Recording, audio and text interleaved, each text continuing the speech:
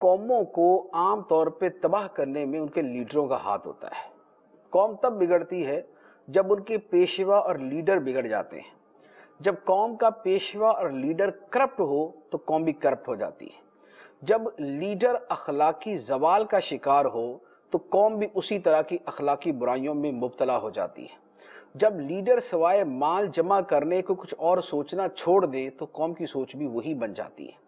जब लीडरों को सिवाय लूट मार के दूसरा काम ना हो तो देखा देखी कौम वाले भी वही करना शुरू कर देते हैं।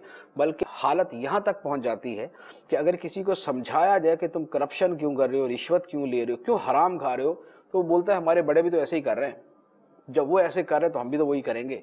तो गोया जो कल्चर डेवलप होता है, जो मुआशरा बनता है, वो लीडरों के तर्ज अमल से बनता है।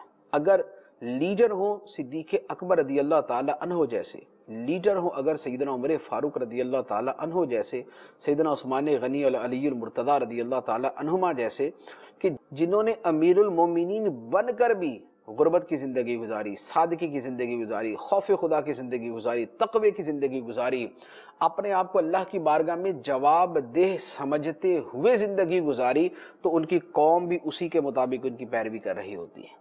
लेकिन जब लीडर वो बन जाएं जैसे आज कल होते हैं तो फिर कौम उसी तर्ज अमल और उसी तर्ज ज़िंदगी की पैरवी करती है। तो जैसे लीडर करते हैं वैसे उनके नीचे वाले करते हैं।